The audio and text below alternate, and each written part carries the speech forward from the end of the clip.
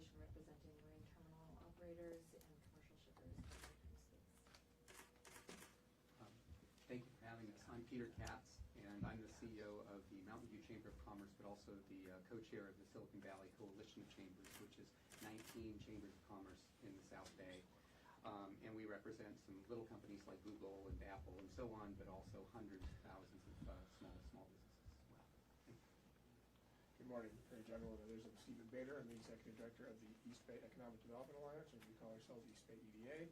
We do a variety of different economic development activities across the entire East Bay region, and then we've been doing specifically a lot of work in the last few years with manufacturers, and as many of you know, really the East Bay is really kind of the epicenter of the state's manufacturing ecosystem. So happy to be here and share some of the feedback you've been hearing. Good morning. Thanks for having us. My name is Maria Petrina. I work with Mr. Rodney Fawn at the Chamber of Commerce, and I assist him also leading international affairs for the Chamber of Commerce. And the Chamber represents 1,500 businesses, 65% of them are small businesses that are getting heavily impacted by these tariffs. So really happy to be here and take part in this conversation. Hi, my name is Darlene Bryant. I am the founder and executive director of Global SF. The organization does economic development, which means cross-border trade and investment.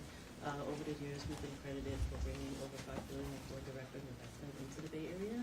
And of course, we're seeing a lot of challenges now. Happy to be here. Thank you. Hi, my name is Andrew Mielek. I'm an infill developer. I build infill housing in our urban areas. For about 10 years, I've been working on land use policy to make it easier to build this type of housing. I didn't ever think that I was going to have to talk about monetary policy, and that would be an obstruction to doing the thing that we do. Matt Karamian, Bay Area External Affairs. Well, thank you all. Thank you for being here and for the range of industries and geographic areas that you're here representing. We really appreciate you taking the time with us today to talk about the impact of tariffs on your businesses, on your communities, and on your projections, and how you're grappling with what we see today with the president's really chaotic and unlawful tariffs here. So I'm hoping that we can have a fairly free-ranging conversation. I'm going to pose some questions, and I may call on all of you, but please feel free to jump in as we're going here as well. We'll bring a number of different perspectives to the table, and hope that you will not be shy in jumping in and telling us your thoughts as we go through here. So to get us started, what are the impacts that you are already seeing from the Trump administration's tariffs policies, and what sorts of impacts are you bracing for?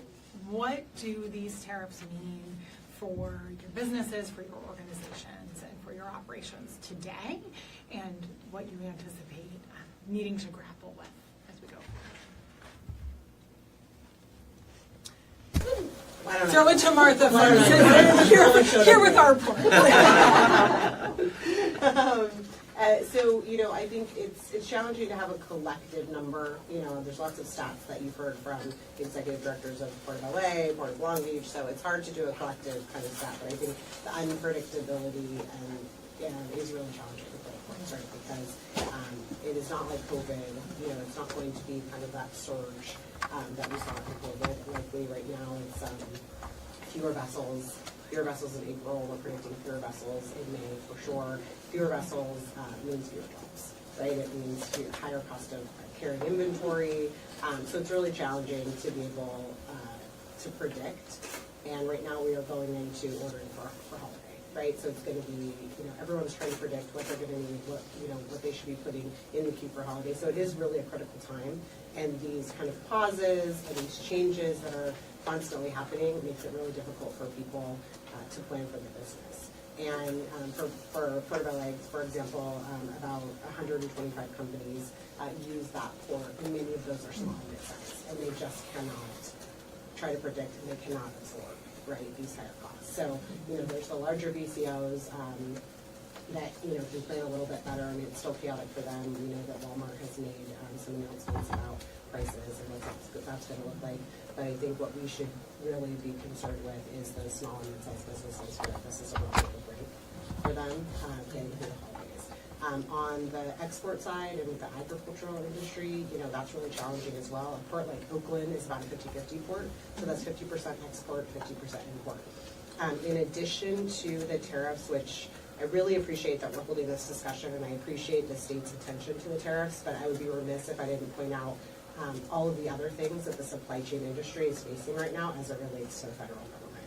So there's executive orders around shipbuilding and trying to bring shipbuilding back to the United States, which, to be fair, was a Biden-era USTR rule that was going through the process and has now come out, which would put a per voyage cost on any non-American made ship coming into port in the United States. We don't really make a lot of ships anymore. So there is not a large percentage of ships that are American made. So I think everybody kind of appreciates the effort of trying to, stand up that industry. But now there's a fee, a per voyage fee that's going to come in. That's going to be on typical cargo, and it's also going to be on what we call ROROs, which is roll on, roll off, which is vehicles. So ports like San Francisco, ports like San Diego, ports like Wainini, that have a different way to absorb the tariffs because they have a different kind of cargo portfolio, are now going to be hit by some things that are coming out of USTR as it relates to shipbuilding. I think there's a lot of countries that are kind of stepping up in this moment in time and saying, especially on the ag piece, we do so much in California to feed the entire world. And there's a lot of countries looking at things like soybeans, looking at things like almonds, because of the unpredictability that we have right now, and saying we can step in and play that role. So I think we all kind of know how global this is and what the impacts are, but there is a lot of other things that we're dealing with that are coming down from the federal government right now, in addition to the tariffs, that are creating a lot of inconsistency. There's a number of buckets of money that we were able to get through the last administration, whether it be from infrastructure dollars or other programs that are really up in the air right now. And so again, we've got these big projects that we've been moving forward on, whether it's the Clean Port, the EPA Clean Ports money, money for arches, a lot of these different programs, and there's some unpredictability, particularly as we see the budget process going through Congress right now, and what is going to be zeroed out and what's going to happen when it gets over to the Senate. So, sorry, I know that was kind of like jumping around with a lot of different things, but it really is, the tariffs are one piece of it, and that's the piece that's getting a lot of attention, but it's really hard to kind of quantify what the impacts are going to be at any given moment because it's constantly changing and because of business planning. And so I'd be remiss in any conversation, when we're talking to the state, I want to make sure that everybody understands that that's one piece of it, but there is a lot of other things at stake right now too that are making it really hard for businesses to plan, and not just businesses that need work, right? It's projects, it's a lot of other things that are at play right now that makes it really hard for our industry to try to figure out what the next steps are. I can actually tag on to that. I think in addition to the ship fees, there's also going to be proposed 100% tariff on ship-to-shore cranes and cargo handling equipment. So even building the infrastructure to support a shipbuilding industry or to reinvest in our existing goods movement industry is going to be hampered by that, increasing the costs of development tremendously. So I think, as we all know, even the state budget, every single aspect of our lives is at stake right now. The jobs, the income, access to essential goods, components to build American-made products. Those are all on the table, and the damage is going to be profound and widespread. I think both of you really articulate very profoundly the kind of risks that we are seeing from the economic chaos and that uncertainty, and that it is impossible for businesses to, that capital investments require some certainty, and having that occurred tremendously helpful. Peter, you were. Well, I was just going to say I want to change the focus a bit from the larger companies to small mom and pop businesses, which represent, of course, 60% of our state. And the uncertainty, of course, affects them. But when you have small businesses that operate on razor-thin margins, any fluctuation, any uncertainty is a death knell It's not just hard, it's a death knell. And so we've already seen several businesses, small businesses, say, we just can't afford to do this anymore.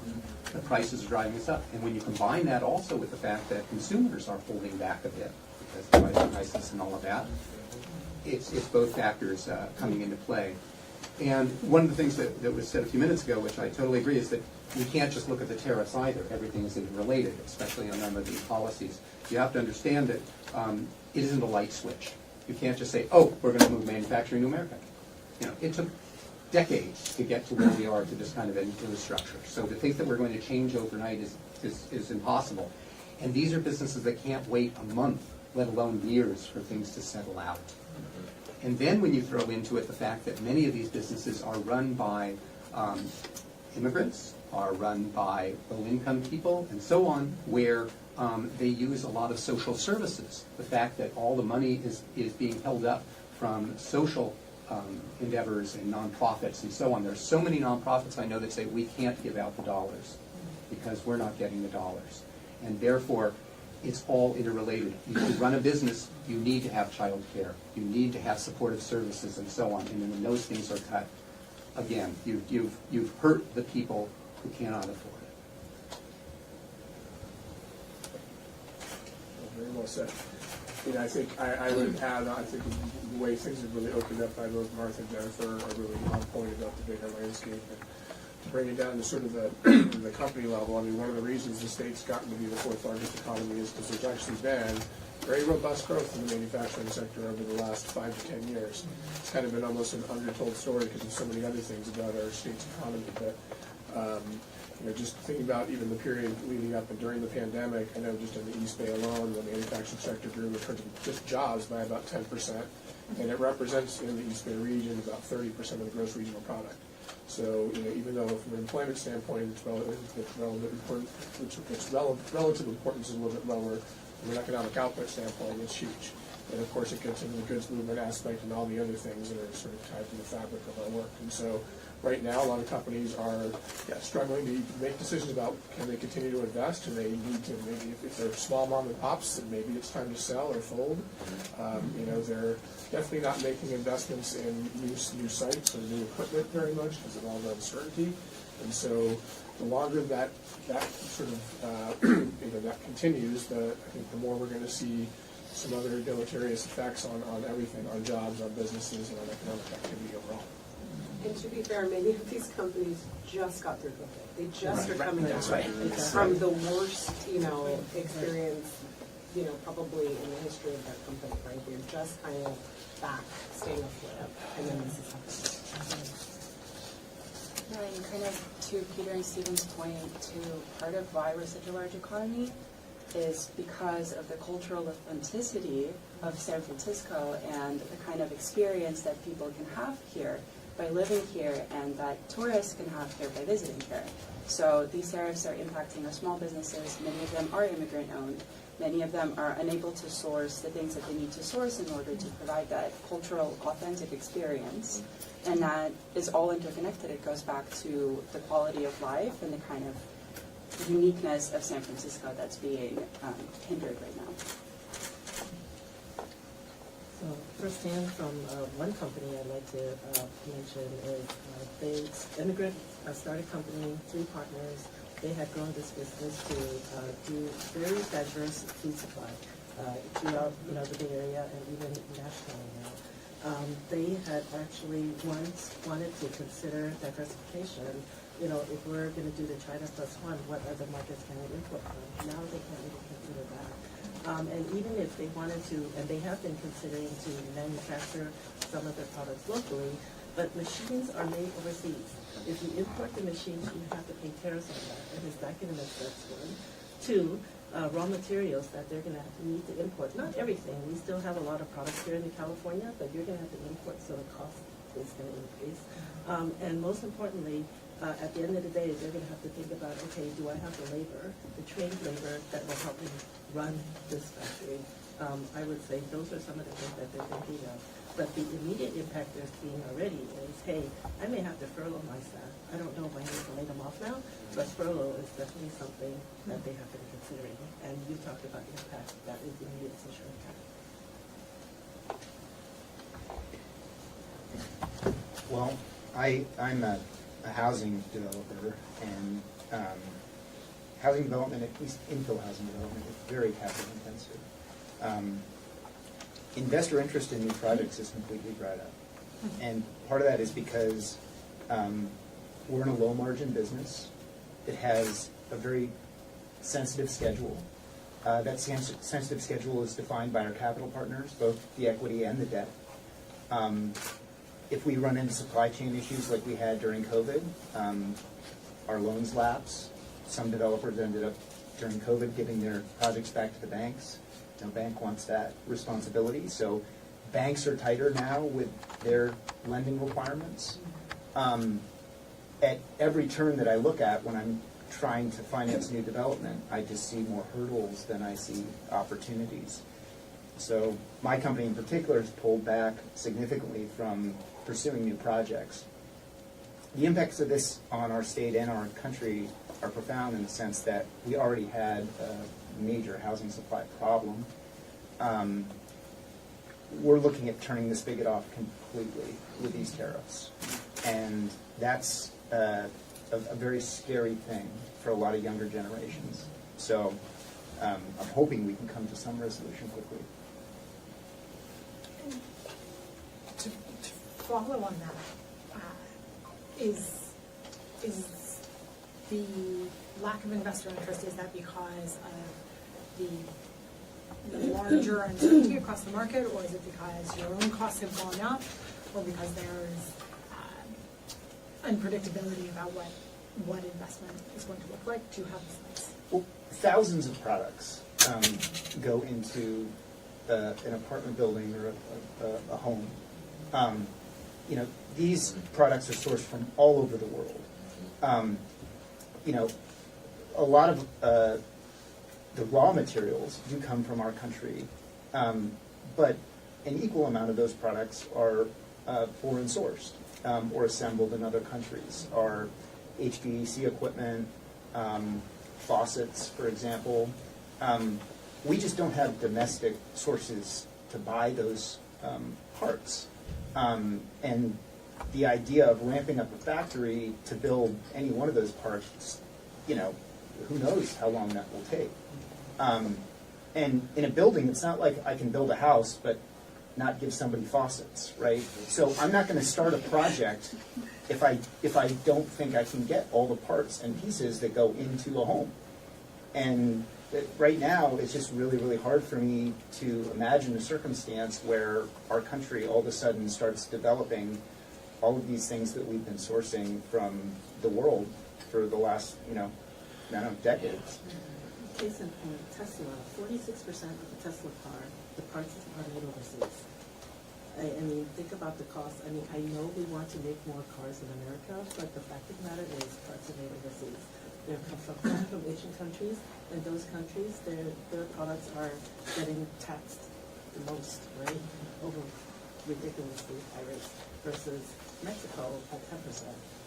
So I think that when it comes to manufacturing, then even though we want manufacturing to come back to the state of California, a lot of it may actually end up going in Canada or Mexico, because even though we have to pay tariffs on their products, it's only 10% versus 46 or versus 120%.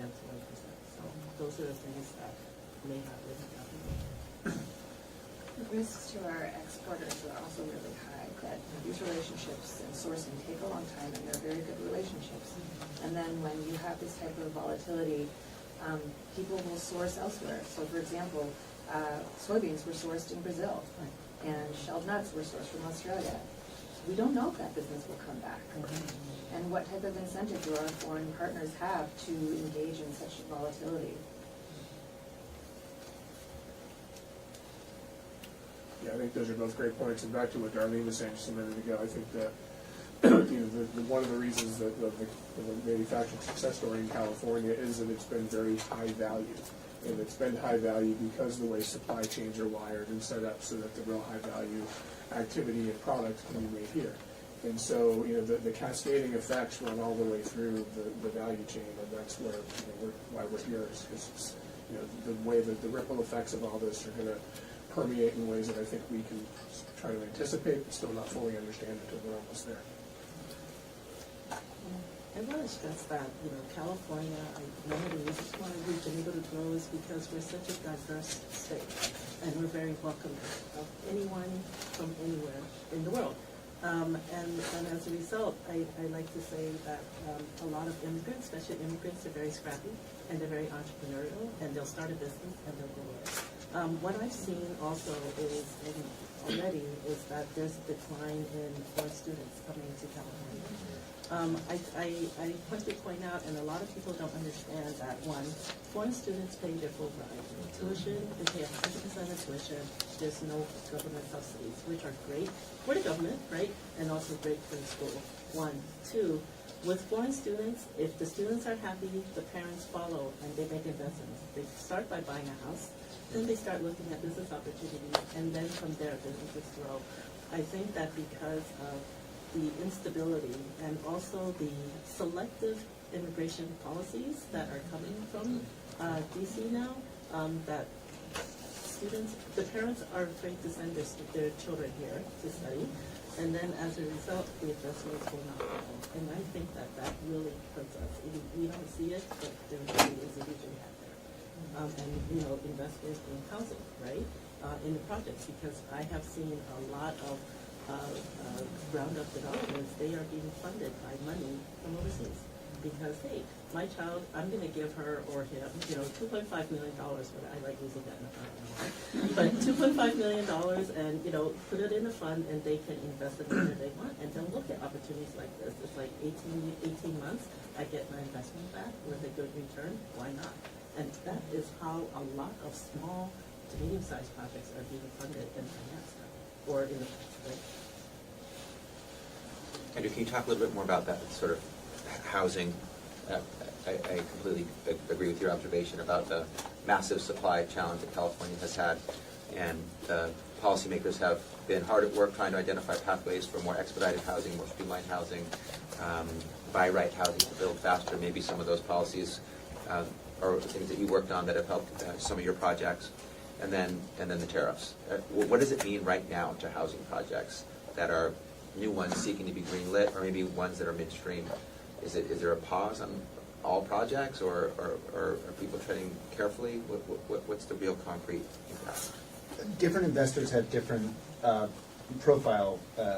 risk profiles, I should say. So I'm going to speak a little bit more generally.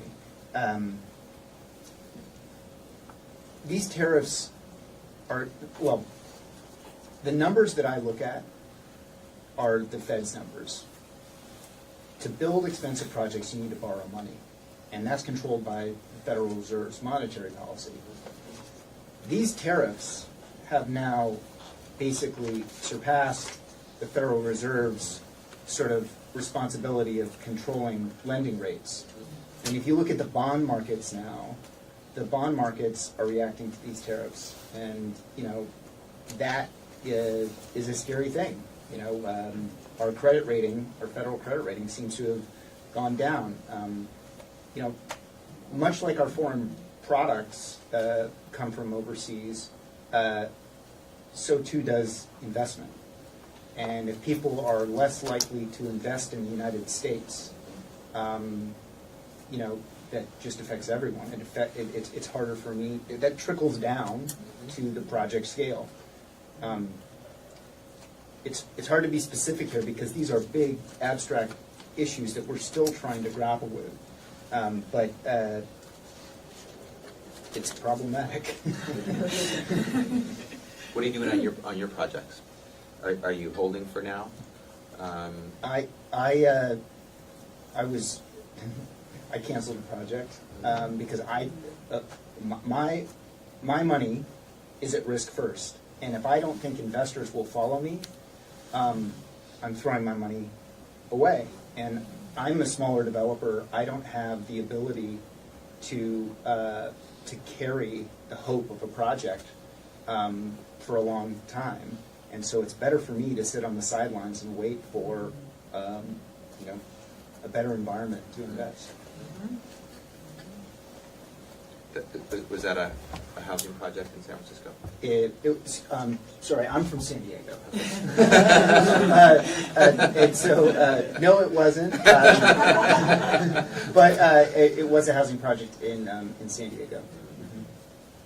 And I can speak for the South Bay, you know, and when you have tech companies that are trying to expand and, you know, there's a demand for workers and so on. And we were very active in terms of getting the housing element passed and revised in certain ways to again say it's one thing to say we've set aside this land to be developed. It's another thing to actually have it pencil out so that you can build it. And we have so many of our developers who are still on hold because they're just razor thin trying to make it pencil out, make the projects pencil out, and now they don't at all. And so when we sit there and we say, and we've said it in the housing element, we are committed to building so many units and all that, we can't meet those promises, we can't meet those obligations. And that will have a follow-on effect. Absolutely. On companies, large, mid-size, small. Everyone. Yeah. Because their employees won't have that. Mhm. Stephen, I'm curious, representing manufacturing, domestic manufacturing here, East Bay manufacturing, so much of the narrative that we hear is that tariffs will instantly inspire investment in domestic manufacturing. What does it look like on the ground for your companies? Well, a couple of, someone or many folks here already pointed out that, you know, these kinds of investments, these take years to build up. I mean, you know, the story of the manufacturing sector in the U.S., I mean, a lot of these industries that are abroad that some folks have the notion might come back here somehow, really almost magically, are very low-value products. They were offshored in the 80s and 90s, and this, we're talking literally decades ago. And that's actually what's allowed American manufacturing to grow, is because the lower value things aren't done here, and so they keep costs lower so that the higher value activity can happen here. And so, you know, the supply chain's finite. There's not an infinite number of suppliers, obviously. So where people go when you start having, you know, very blanket approaches around tariffs and other factors, really just it increases cost, of course, and that in turn just will decrease investment, and ultimately it'll put a lot of companies out of business. I mean, the small ones, a couple folks have said, that the businesses that are really most at risk are these very small mom and pop businesses, which really dominate the sector as a whole across the state.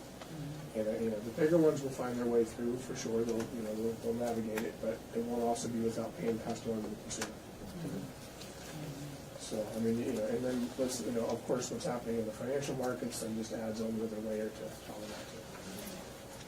Kind of to Stephen's point too, the costs are passed on to the consumer, but then some of the consumers are just regular working people, and there's this narrative around tariffs about how they protect American jobs and we're going to get instant manufacturing here and people are going to be rehired, but the truth is in San Francisco we have our baristas and we have our bartenders, and San Franciscans really enjoy this kind of access to these services, and these people have a livelihood to uphold, so these costs are going to be detrimental to them being able to keep their jobs and the businesses being able to hire them and keep their employment. I just want to say that you know, we've been talking a lot about manufacturing and other traditional areas, but we haven't mentioned healthcare. And we have a number of institutions that are sizable but have long-term contracts. And they're long-term contracts with international suppliers. In fact, some of the world-class equipment that's being used in some of our world-class facilities can only be purchased overseas. So now we're talking about putting lives at risk. We're talking medical devices, pharmaceuticals? Yes, absolutely. Saline bags. I remember there's a shortage of saline, and shortage of syringes. I used to be in the industry 10 years in bio, and I'm telling you, every single antibiotic that is being prescribed, like Kaiser, right? And all the antibiotics are made in China. Everything. So when you get sick, the cost of healthcare is going to go through the roof. It's already through the roof. And we may not Further through the roof. Further through the roof already. Well, Darlene, it's not just about cost, it's about access. Yes, access. We may not even be able to Right. address some of those issues. Right. We do not have the capability to make even the glass, the glass vials, something as simple as that. Yeah. Yeah. It's crazy. No pennies.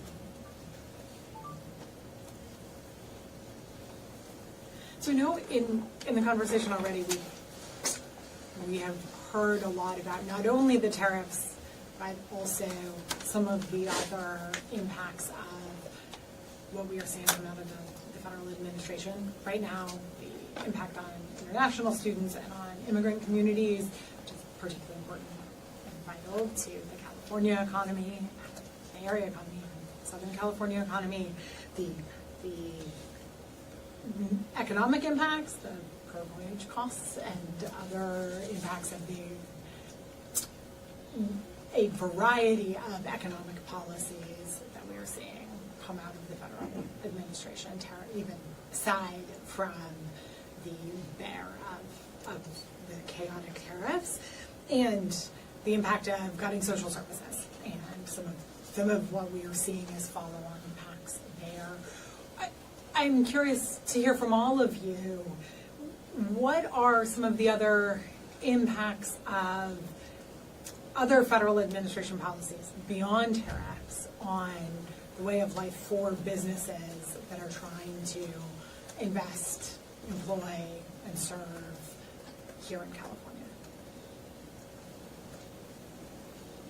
I think we touched on that a little bit in terms of access to materials and equipment, the ability to invest in advanced plan.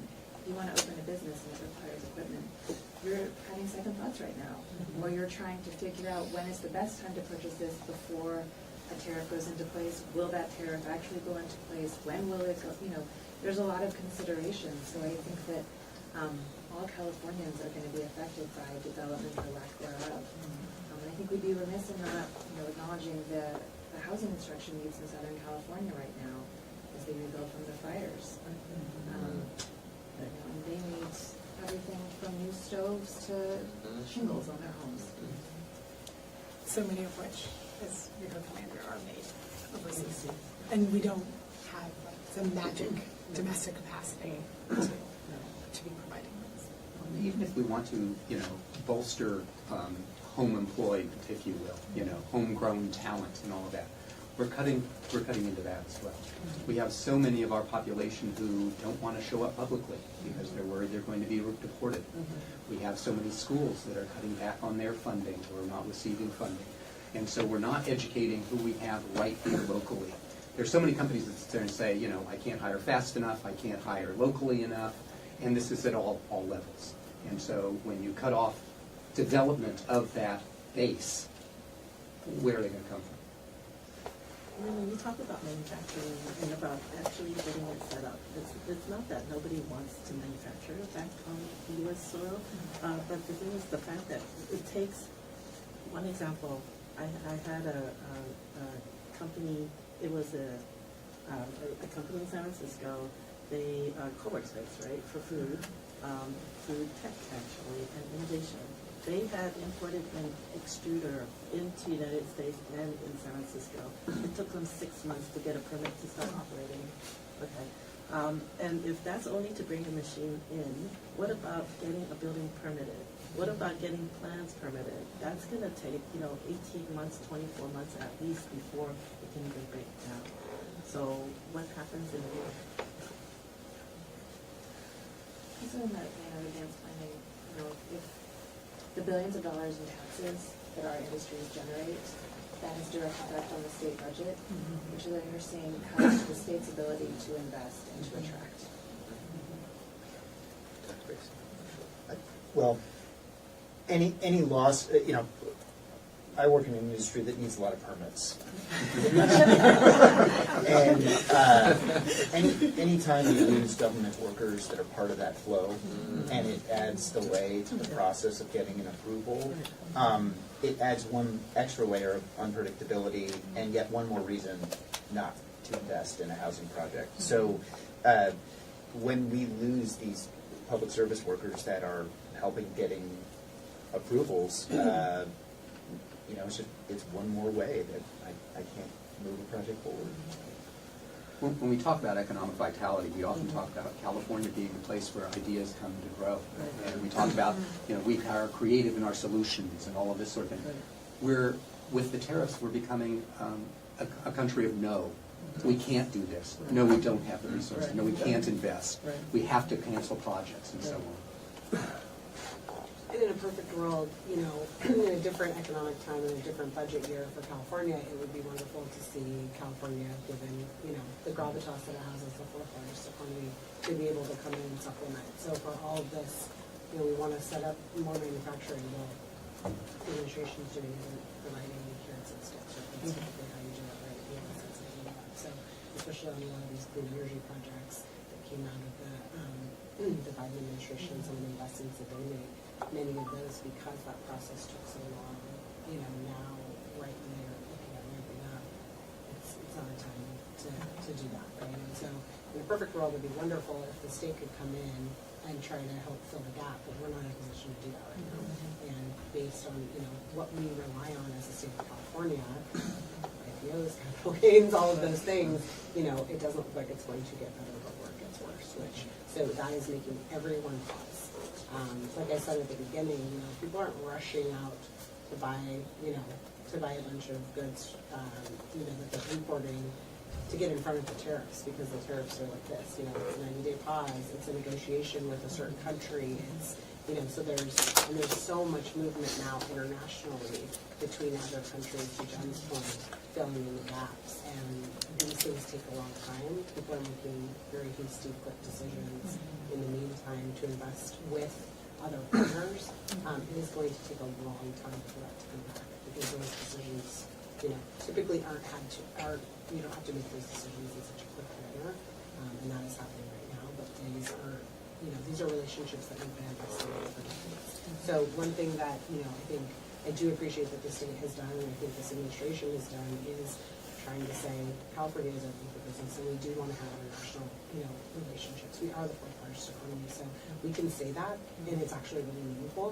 to be able to say, hey, Canada, you know, we want to work with you. We're still your partner, and so understanding the budget, you know, constraints that we're under right now, I think that direct diplomacy is really helpful and important, and that's something this administration does really well, and that this governor does really well. Great. So, trying to find a, you know, something that we can also work on and do and put our energy into, and I think that is one of the things that we're trying to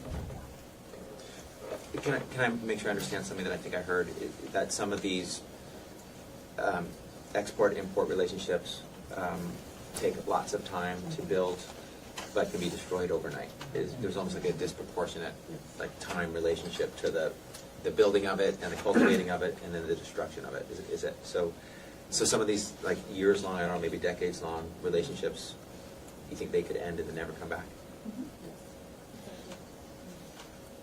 I think when you think about the current environment around just the chaos of the tariff piece, the disinvestment that someone alluded to in terms of the federal investment, and then its direct impact on things like clean energy, education, immigration. A third of Silicon Valley is foreign born. I mean, you know, our innovation economy is driven by, you know, a lot of different elements that are all sort of, you know, under attack. And it's really, it's timely that we're having this conversation, because we really do need to find ways to push through. And to bring it back to San Francisco a little bit, it's no secret that we're a tourism-reliant city, and y'all may have heard about the doom loop and this terrible media narrative that we are receiving, and folks are somewhat scared to come here, whether it's from the United States or from abroad. So to your point about immigration policy, this is an added layer on top of the narrative that already exists, and now it's branching out from San Francisco to the United States, and it's affecting our high-skilled labor and also our general labor as well. And last but not least, we do have a few large-scale sporting events coming to California, and there's a very real question of visas and how that's going to look for our visitors, and the infrastructure that will need to be built, and how we're going to be able to pull that off. All in a very short time. I also heard, Peter, in particular, you've underscored this point, but I think it is quite relevant for everyone around the table, and I appreciate any further thoughts, that the cutting of social services and Head Start cuts and the kinds of support systems that our economy across the board relies on to enable people to work and care for their children and their families, and enables businesses to thrive, those federal cuts and the state doing what we can, but we are mighty here as the fourth largest economy in the world, but we are not a federal government, not able to fill in all the gaps there. What sort of impacts are you seeing, or are your businesses seeing from the uncertainty about the availability of the broad education and social services network and other social services and community-based supports?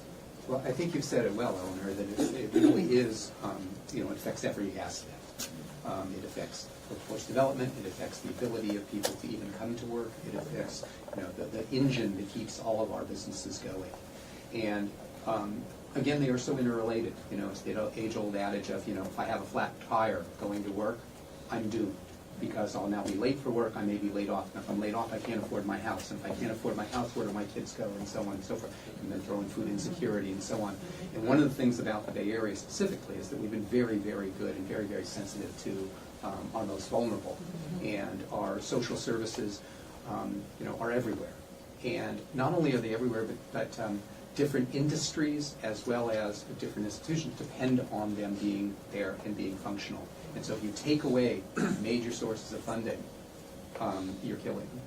And more importantly is that a lot of these organizations are resilient, creative, and yes, their investors will say, oh my goodness, let's put some more money in. We saw that certainly during the pandemic. But they can't do it forever. And again, if their businesses are under assault, they're going to have to make some hard calls.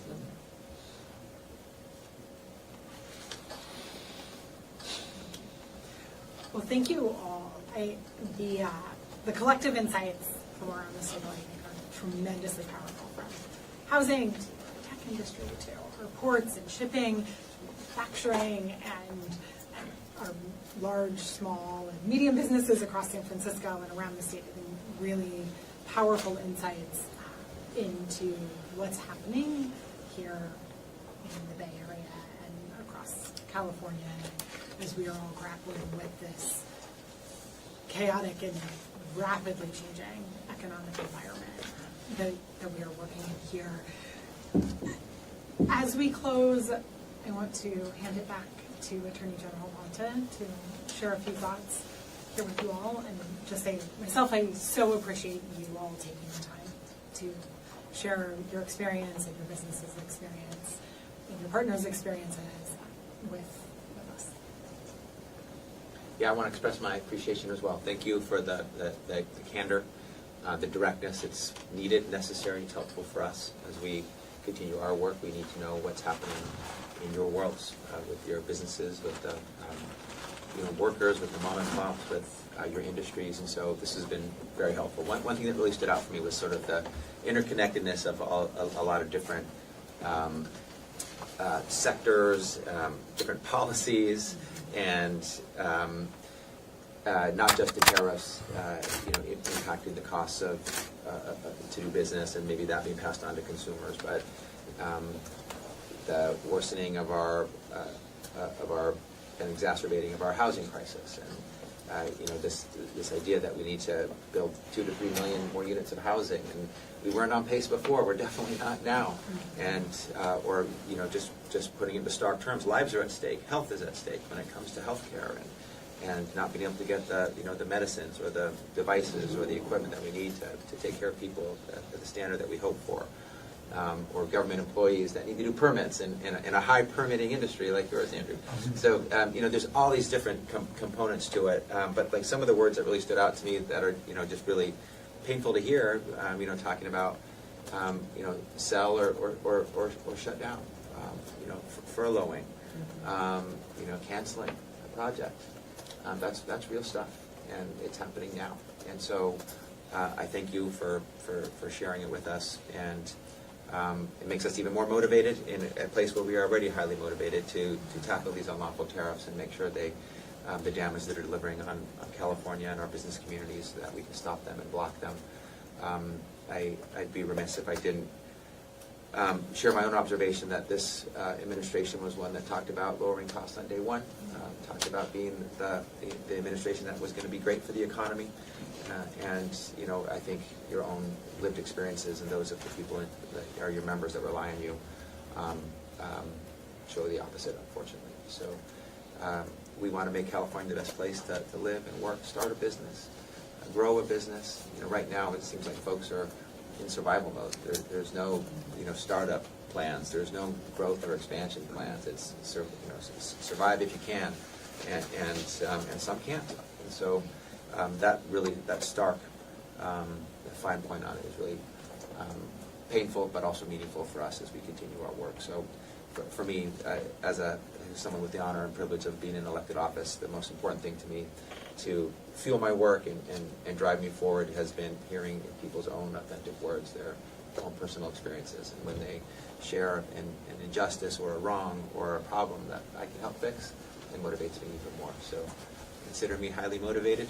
But thank you for spending the time with us today on a Friday and taking the time out of your busy days. I know your communities and your businesses need you, but this is very helpful for us. So again, with a lot of appreciation. Thank you for a wonderful discussion. Thank you. Thank you. Thank you.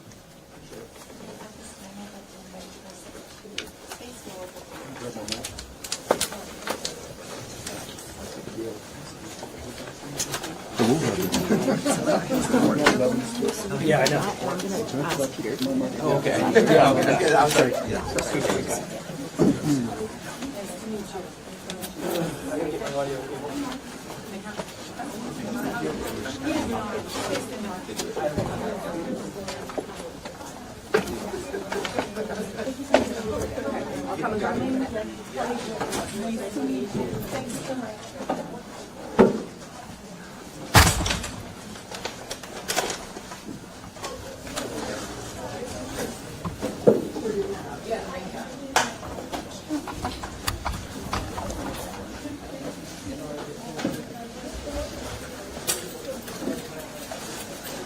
You know, it looked better. It would look better if you had to stand here and we shoot this way, so you got the swallow here. I know, I wanted that, but this is what they want.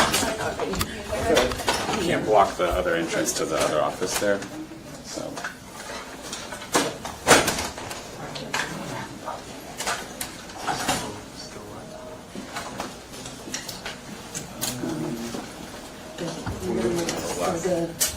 We're going to move this table out of the way, unless you wanted your shot. Yeah, it's the same order they were in before. Let's here we slide. No, slide.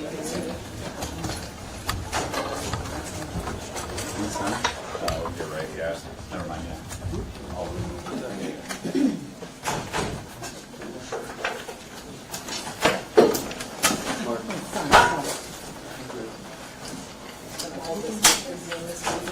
Yeah, if I can.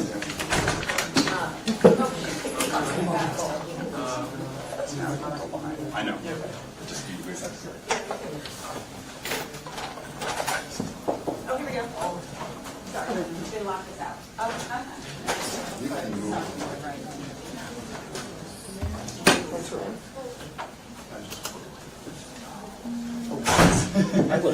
You want to come around this way? Oh, I do, yeah. Yeah, sorry, we both put it around.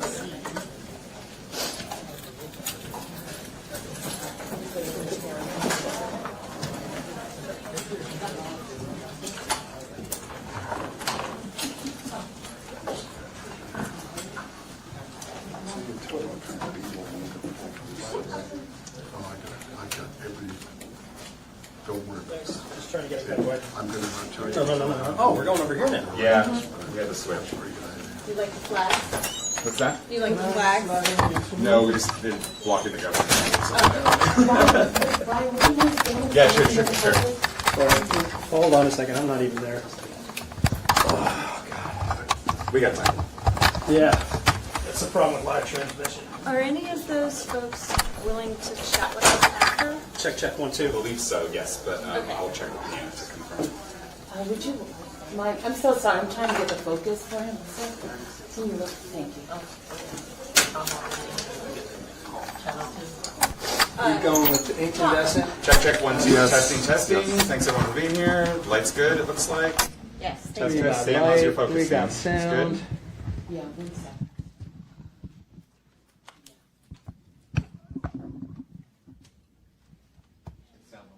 Test, test, 1, 2, 3, check, check. Hello, hello. Thank you. Nina is, I had a question over here. Still working. Everybody good? No? Everybody's good? Cool, okay. Thumbs up. Awesome.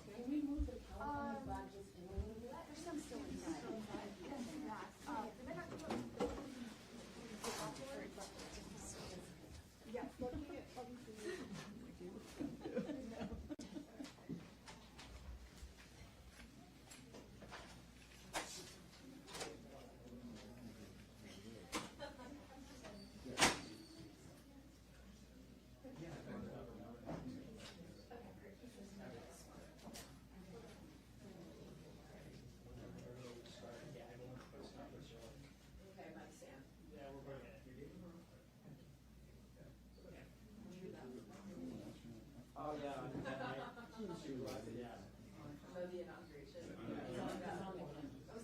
Oh, that's right.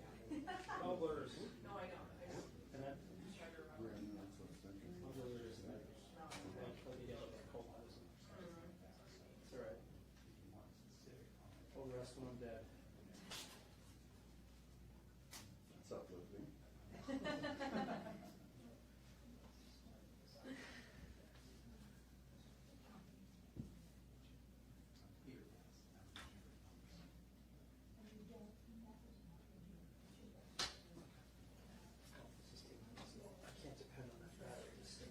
That battery lasted for 45 minutes of hard wiring.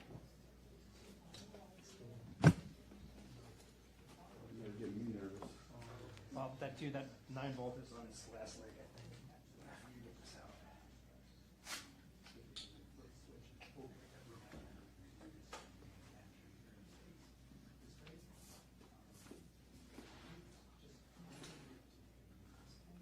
I've lost a 9 volt in the middle of a press conference, and it's not fun.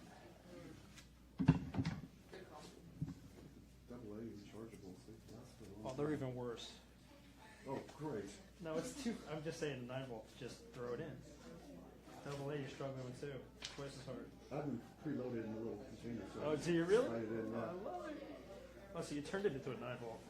Technically. Yeah, basically, yeah.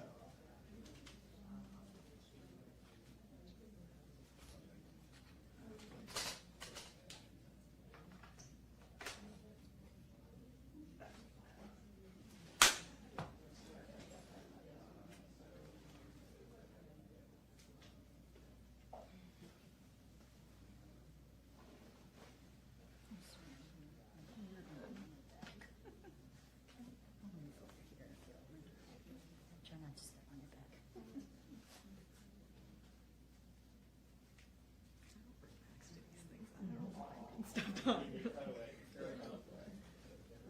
Nice. Okay, this package.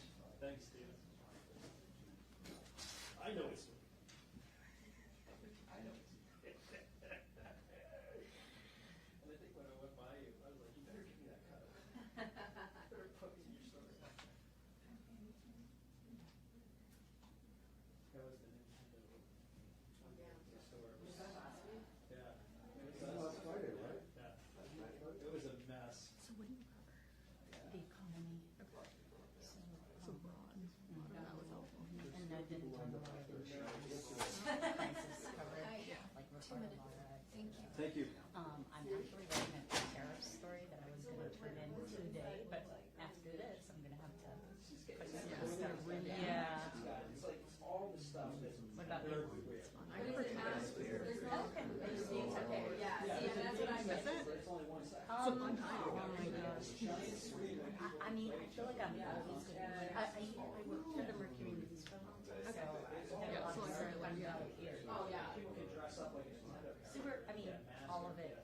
Being in California, there's always something you can find, you know? Yeah. I was in India before, and that's where like tech laws out there. It's very, very, very different. Especially what's going on, like very, very different. I don't know. I don't play, but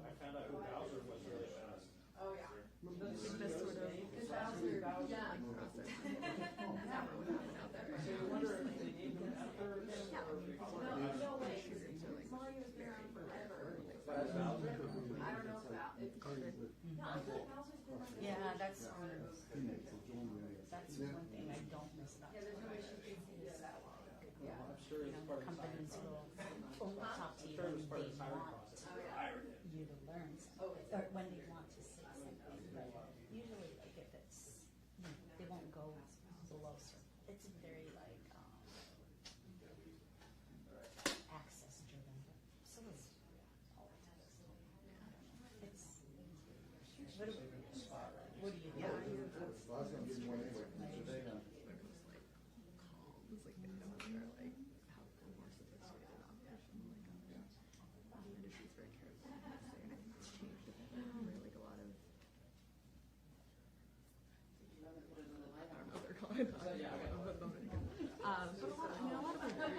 We both have our lessons. These top lights are extraordinarily bright. Look at that. Oh yeah. Okay. They are just speaking out again, like when they want to, right? When they want to share. Yeah. Like you can't like kind of fiddle your thumbs and like not say anything else. Like there's no way for them to there's way more They're freshes. urgency they feel about it. They're industrial strength. I mean, this thing's been on the camera for 17 years. And it used to be an incandescent bulb. Now they make For example, like talking to Google executives, right, and having the comms person, right, and like he looked really frustrated that he was like muzzling technologies, you know, like he could sort of feel, because it was like, I remember this was like a face-to-face thing. It was like a face-to-face thing, and like I could. But seriously, this thing lasts in the rain and the wind. Felt muzzled by the fact that she was right there. Yes. And they last for like, then they start turning yellow.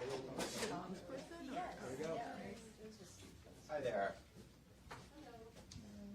Good evening, everyone. Good afternoon, everybody. Rob Bonta, California Attorney General. Thanks for joining us for our roundtable with impacted businesses here in California, harmed and hurt by the tariffs. It was important for us to hear directly from various industry sectors and businesses across our state who are suffering from these tariffs that are unlawful. And we wanted to have a roundtable where we could hear directly from them, hear their stories and their impacts. And it was devastating to hear what they share.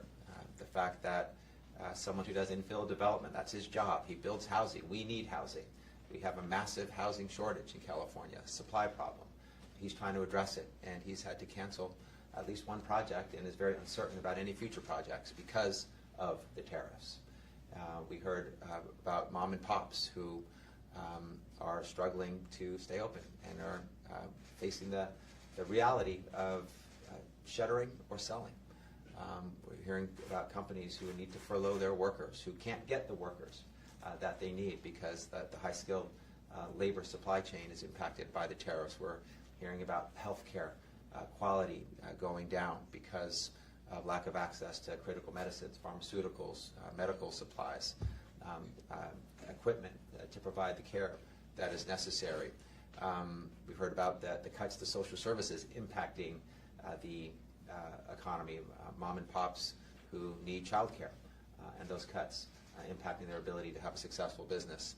Also hearing about the cuts to our government services, including employees who provide permitting to make projects go. So one of the most interesting aspects of the conversation was around the interconnectedness of the different parts of the tariffs impact and how there's the direct impact, of course, on raising the costs of businesses and those costs being passed on to consumers, but just a wide array of damage that the business community in California is suffering from. So I'm grateful for the opportunity to have this roundtable to hear directly from those who've been impacted by these tariffs. The governor and I, on behalf of the state of California, have taken a very strong stand against these tariffs. We believe they're unlawful. And we filed a suit, the first lawsuit of any state challenging these tariffs, the tariffs that were brought under the International Emergency Economic Powers Act, the IEEPA. That is a statute that does not provide the president the authority to impose a tariff. The word tariff does not exist in that statute. That statute has never been used in the history of its existence to impose any tariff on any other nation, much less imposing a tariff, using that authority to impose a tariff on every one of our trade partners, over 200 nations. So we believe strongly in the merits of that lawsuit. We are continuing to press our case right here in the Northern District of California. We brought a preliminary injunction seeking an order for now while the case proceeds to stop these tariffs that are hurting California and Californians and California businesses. We have a hearing next month on that case. And I'd be remiss if I didn't point out that this is an administration that went out of its way to talk about how it was going to deliver to the American people when it came to the economy, to the cost of living, that it was going to lower the cost of living on day one. We are over 100 days in, and costs are skyrocketing. Costs are going up, not down. Businesses and the economy that this president thought that he was going to improve and make stronger, he's turning into a tailspin. And we all know the impacts of these tariffs. The projections are that there is going to be over $100 billion in economic output that we're going to lose year after year. That's nationally. Slightly lower numbers for California.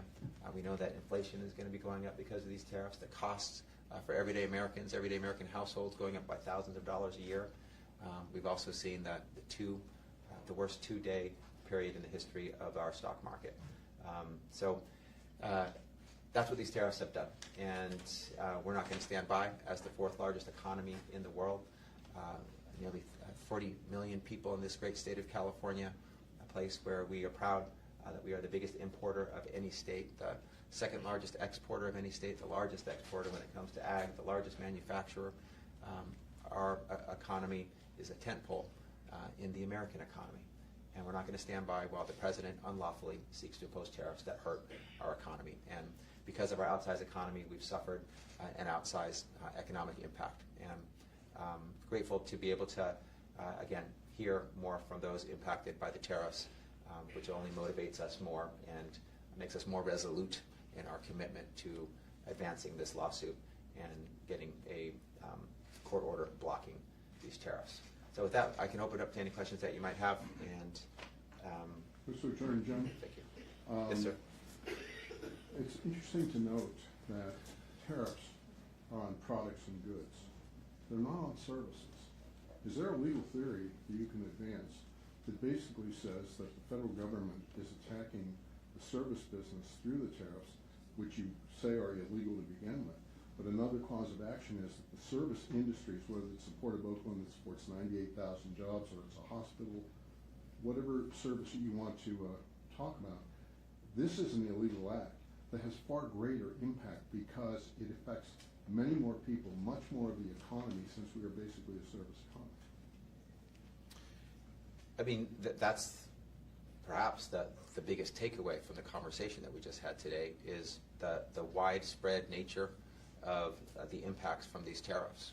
The fact that they are indiscriminate and scattershot and impact everybody in every industry, whether you're a worker or a patient, whether you're someone seeking housing, whether you rely on goods or you are seeking services. Our economy is interconnected, and the tariffs impact everyone.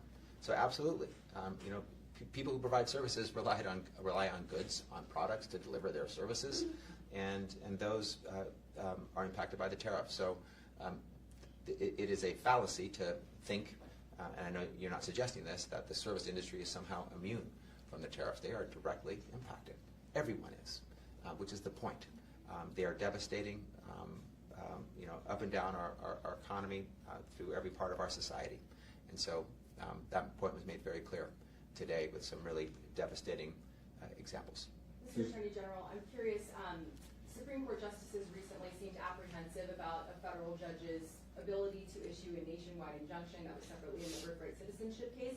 But how could that possible ruling, if they decide that national injunctions cannot be used, how could that impact the remedies you're seeking in this case on the tariffs lawsuit? We've never argued, and we don't argue, that a nationwide injunction is appropriate in every case. We have also never argued that it's never appropriate. We believe nationwide injunctions are appropriate in the right circumstances, in the right scenario, in the right case. For example, in the birthright citizenship case, where it really, at issue is a U.S. constitutional right that applies to everyone in the United States. A nationwide injunction is very appropriate because everyone deserves that right, not just the people who live in the states, which happen to be blue states, where the Democratic Attorneys General decided to fight for them and to protect their rights and defend their rights, but that somehow the people who live in red states, where those Attorneys General didn't bother to protect the constitutional rights of the people in their state, didn't fight for them, that would make no sense. And I think that became clear in the U.S. Supreme Court argument last week from some of the questions. I think how you can administer something like a constitutional right without a nationwide injunction, I think was a topic that was raised in that argument. So we think that the tariffs is another place where it affects everyone nationwide. So I think a nationwide injunction is appropriate here. Maybe the U.S. Supreme Court will create a set of conditions or a sort of a thought matrix for how they determine when a nationwide injunction applies and when it doesn't. But that would be very consistent with what we've always argued. When there's an issue that applies uniformly nationwide and a nationwide injunction is appropriate, we should be able to seek and secure one. Perhaps in other circumstances, not. So, but tariffs, tariffs are between nations. So a nationwide injunction is very appropriate here as well. So we would make that argument, and we would hope that the court would find that argument compelling. One piece of feedback you got today from the business leaders was that they appreciated the state's direct diplomacy with foreign leaders. Can you share a progress update on the state's talks with other countries, and do you expect a deal or announcement to come soon out of that? You know what? The governor has been great on this. So all credit in this space to Governor Gavin Newsom. This is his role. This is something he should be doing, and he is doing. He's reaching out directly to foreign leaders, leaders of other nations in Canada, in Europe, longtime partners of ours with whom we've cultivated and built strong relationships over many years, decades. And he is telling them that these tariffs don't represent California. And he's right in saying that. We want good relationships. We want to have good trade partners. We want to continue great trade relationships into the future. We are the 4th largest economy in the world, and when we say that, that means something. So Governor Newsom has been hard at work with that direct diplomacy, talking directly to other nations' leaders, trading partners' leaders, and letting them know that California is open for business. We want to import, export relationship with you. We want to trade with you. We want to continue the great relationship that we have, and I think that's meaningful because maybe there's a belief that all the states are on board with these tariffs, and we're not. They're unlawful for sure, which is why we're bringing our lawsuit, and they're also bad policy that are devastating California businesses and communities. Mr. Attorney General, thank you for holding the roundtable today with your team and business leaders. What do you say to those that support tariffs, saying that this is, the economic downturn could be a rough period, but in the end it would strengthen the U.S. economy, and these tariffs are reciprocal for those tariffs that are imposed on the U.S.? I tell them that the data doesn't lie. Look at it. Look at the evidence. Listen to the businesses who are impacted by them. Listen to the mom and pops. Listen to the consumers whose costs are going up and are struggling with inflation, who are screaming and have been screaming, lower my costs, don't raise them. Just look at the data. Everywhere you look, the answer is the same. The tariffs are devastating. The tariffs are unlawful. The tariffs are bad policy. So this idea that, hey, just suffer, and maybe one day, someday, maybe, it'll get better, is cold comfort. And there's no confidence in that. This is, these tariffs are providing the opposite of what the business community always craves and deserves and needs. They want predictability. They want certainty. They want a plan. They want to have confidence that they can have long-term investments, that they can have a startup, that they can grow, that they can expand. They're getting none of that right now. They're getting the opposite.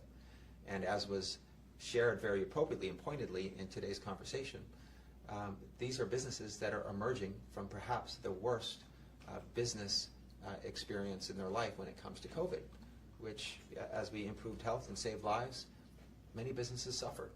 And as they recover, they deserve support and certainty, predictability, and a pathway to be able to get back on their feet and to emerge and be strong, not be slapped in the face with tariffs that prevent their forward progress and that harm their ability to be successful. So I'm aware of the argument, and I say look at the data, look at the evidence. It's undeniable and indisputable. It strikes me that what you're doing here, there's two efforts. One is legal, the other is listening, but also listening in public. Can you talk a little bit about what you're trying to do by inviting us as well as the business leaders?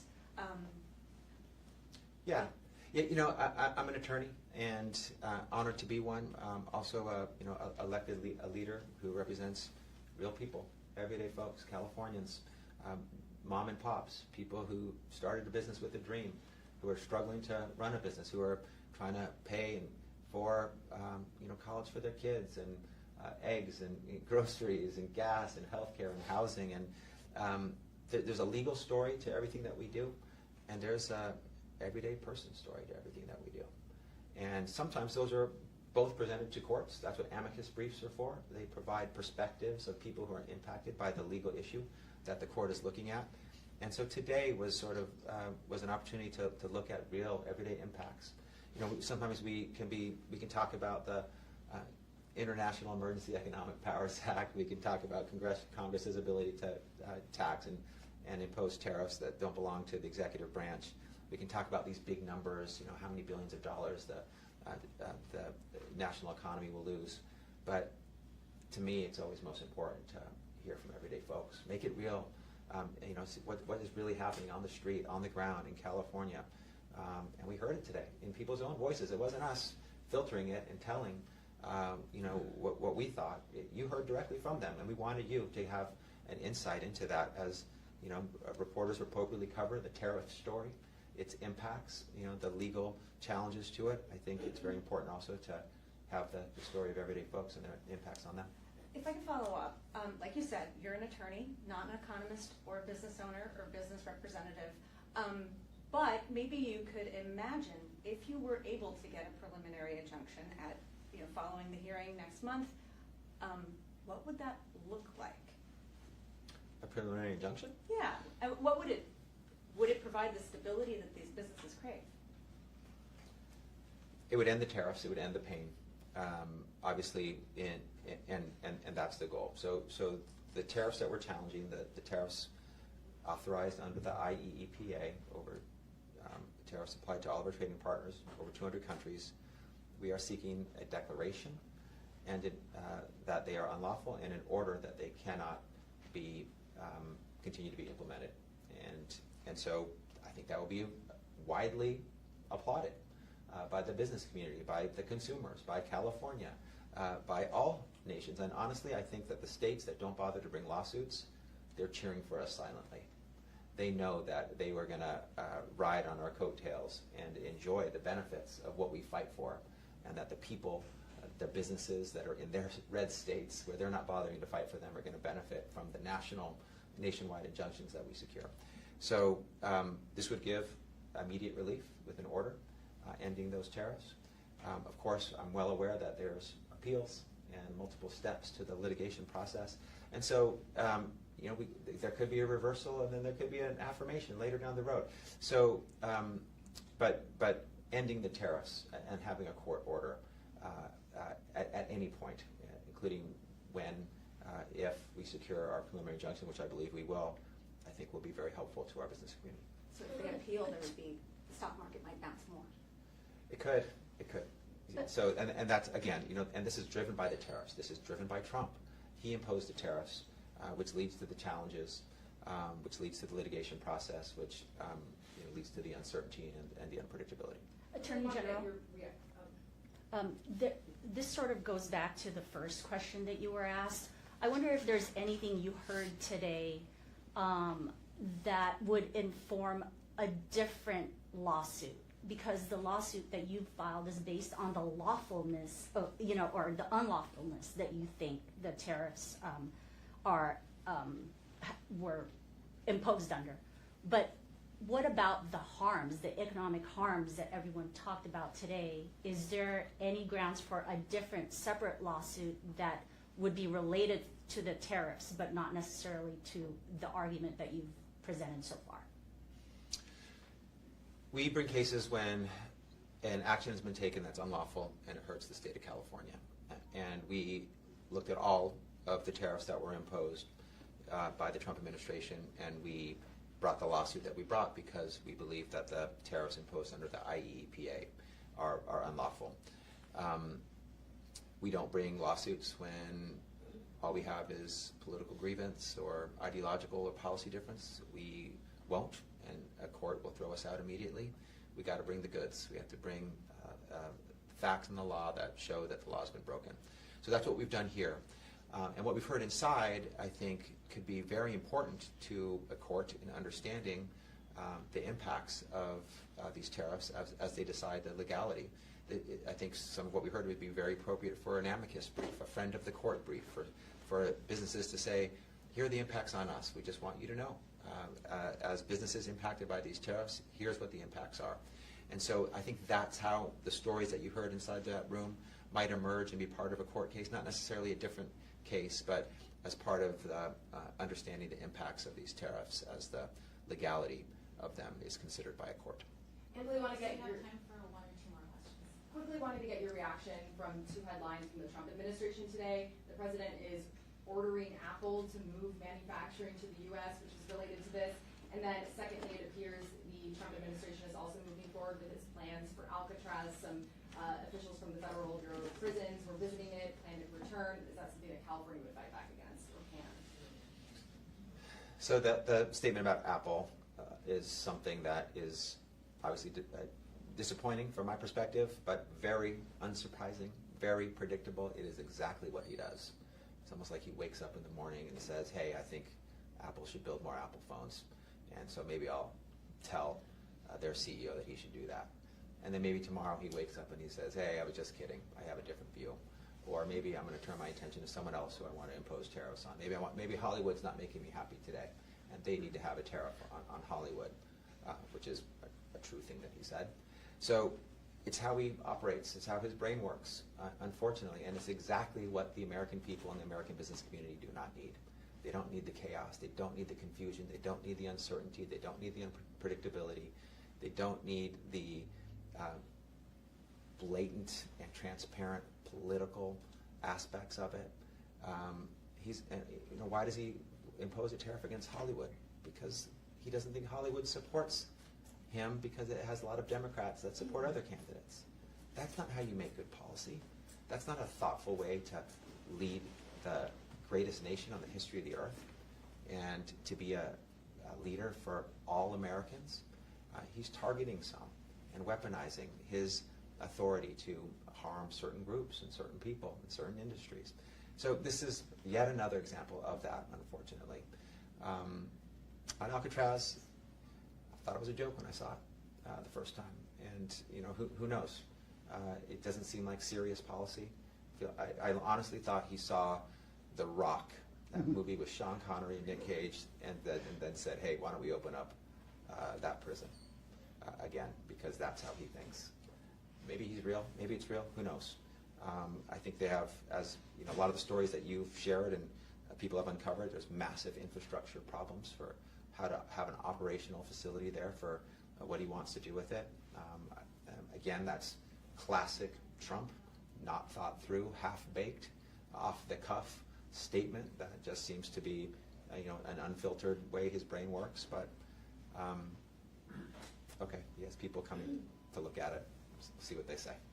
If the Trump administration's plan was, it seems to be, throw everything you can on every subject all at one time, is it not fair for the states to return the favor by saying, for example, that tariffs are not the supreme law of the land, civil rights are, like the right to make a living and things like that, or that it's an illegal tax on services because it's illegal the way he has done it, or that it's a states' rights issues, that those powers not granted to the federal government, enumerated government are given to the states. Is it not maybe a better approach to throw the same stuff at the Trump administration as they've thrown at everyone else and see how they react? You know, it is their strategy. It's been stated. It's not a secret. This idea of flood the zone, chaos and confusion, shock and awe, and their actions have been consistent with that strategy. The volume of executive orders and other department and agency actions has been much greater than in Trump 1.0. So it's a strategy that they've telegraphed. It's a strategy that they're following. I will say, as someone who's been looking at every action that they take to assess its legality, the quality of their action is poor in terms of its adherence with the law. We've sued the president 22 times in over 16 weeks, more than once a week, prevailing, at least preliminarily, in most of those cases where a court independently assesses the action of the federal government and says, you're likely to succeed on the merits, California, so we're going to stop this action, at least for now. So don't understand volume for efficacy or quality. It's a lot of not well thought through, not legally supported, and not lawful actions that we're able to stop in court. Yesterday we got an important injunction on a Department of Education reduction in force. Yet another win for states pushing back. So what's appropriate, I believe, is to make a commitment to the California people, which I've made, which is that each and every time the president breaks the law and hurts California, I will sue him in court and stop him. And that's what we're doing. And we are definitely considering all of our arguments. The 10th Amendment, which you've just cited, which is our Constitution, the part of the Constitution that provides states with robust states' rights. We use that often to protect ourselves and to make sure that our 10th Amendment right is not being violated.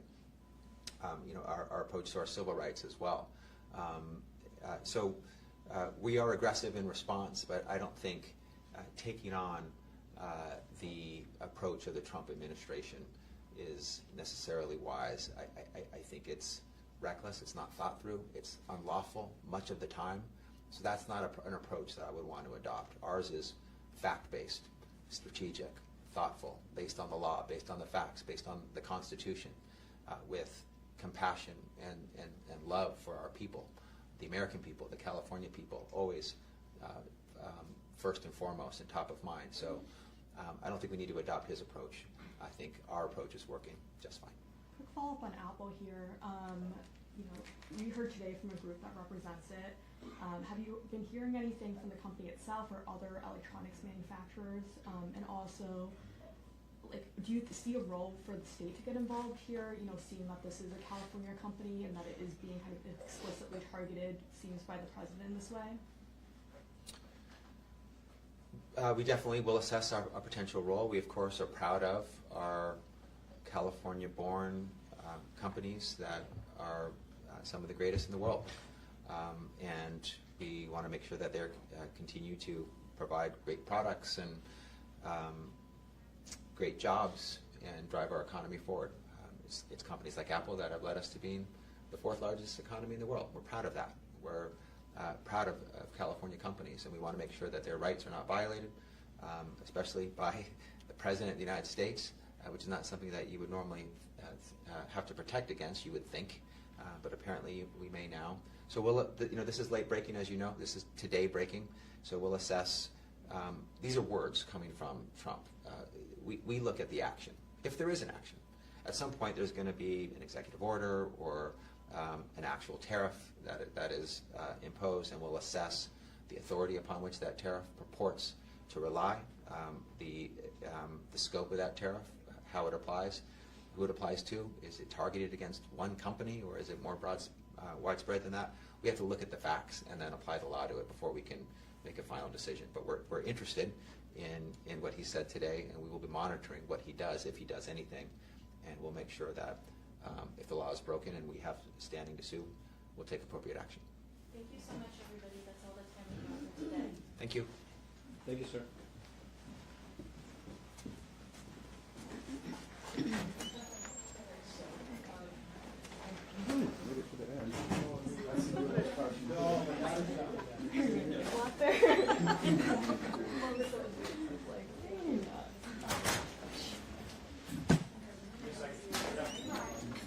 I'm gonna, yeah, I'm gonna ask. Oh.